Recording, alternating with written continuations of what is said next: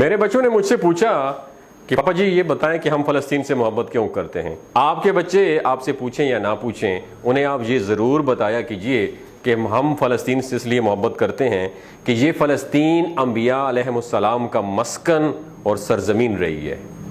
حضرت ابراہیم علیہ السلام نے فلسطین کی طرف ہجرت فرمائی تھی، اس لیے ہم اسے محبت کرتے ہیں۔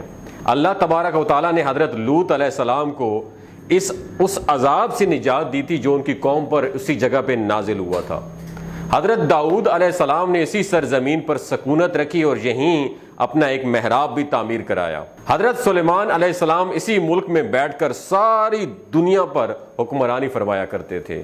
چیونٹی کا وہ مشہور قصہ جس میں ایک چیونٹی نے اپنی باقی ساتھیوں سے کہا کہ اے چیونٹیوں اپنے بلوں میں گھس جاؤ، یہیں اس ملک میں واقع اسکلان شہر کی ایک وادی میں پیش آیا تھا جس کا نام بعد میں وادی نمل، چیونٹیوں کی وادی رکھ دیا گیا تھا۔ حضرت زکریا علیہ السلام کا محراب بھی اسی شہر فلسطین میں ہے۔ حضرت موسیٰ علیہ السلام نے اس ملک کے بارے میں اپنے ساتھیوں سے کہا تھا کہ اس مقدس شہر میں داخل ہو جاؤ۔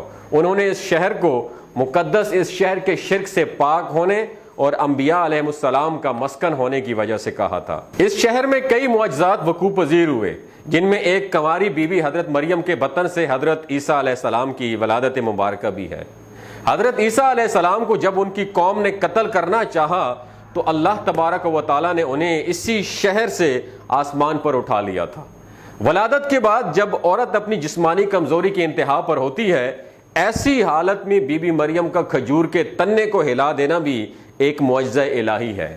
قیامت کی علامات میں سے ایک حضرت عیسیٰ علیہ السلام کا زمین پر واپس تشریف لانا اسی شہر کے مقام پہ سفید مینار کے پاس ہوگا۔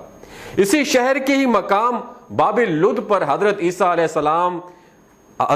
السلام دجال کو قتل کریں گے۔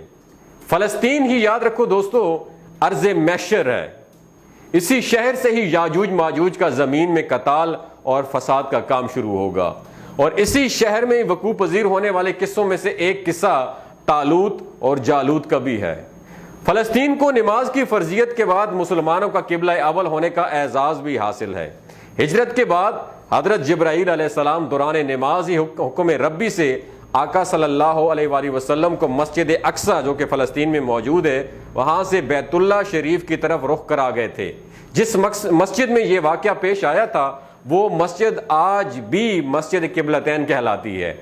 حضور اکرم صلی اللہ علیہ وآلہ وسلم معراج کی رات آسمان پر لے جانے سے پہلے مکہ مکرمہ سے یہاں بیت المقدس یعنی فلسطین لائے گئے۔ سرکار دو عالم صلی اللہ علیہ وآلہ وسلم کی اقتداء میں انبیاء علیہ السلام نے یہاں مل کر نماز ادا فرمائی، اس لیے اس طرح فلسطین ایک بار پھر سارے انبیاء کا مسکن بن گیا۔ سیدنا ابو ذر رضی اللہ تعالیٰ عنہ کہتے ہیں کہ میں نے رسول اللہ صلی اللہ علیہ وآلہ وسلم سے عرض کیا کہ زمین پر سب سے پہلی مسجد کون سی بنائی گئی؟ تو آپ صلی اللہ علیہ وآلہ وسلم نے فرمایا کہ مسجد الاحرام یعنی خانہ کعبہ۔ تو وہ بتاتے ہیں کہ میں نے عرض کیا کہ پھر کون سی مسجد تعمیر ہوئی؟ تو مسجد پھر بنائی گئی۔ تو آپ صلی اللہ علیہ وآلہ وسلم نے فرمایا کہ مسجد الاقصی یعنی بیت المقدس۔ میں نے پھر عرض کیا کہ ان دونوں کے درمیان کتنا فاصلہ ہے؟ تو آپ صلی اللہ علیہ وآلہ وسلم نے فرمایا کہ 40 برس کا۔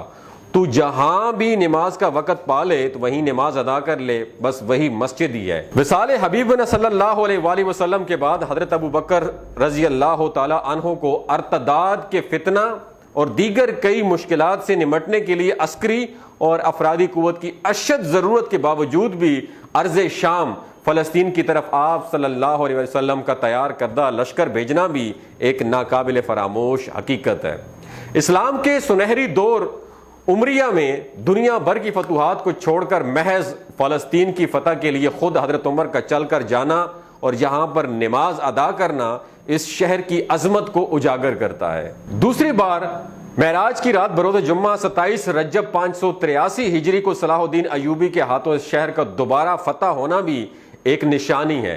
بیت المقدس کا نام قرآن سے پہلے تک ہوا کرتا تھا، قرآن نازل ہوا تو اس کا نام مسجد اقصی رکھا گیا۔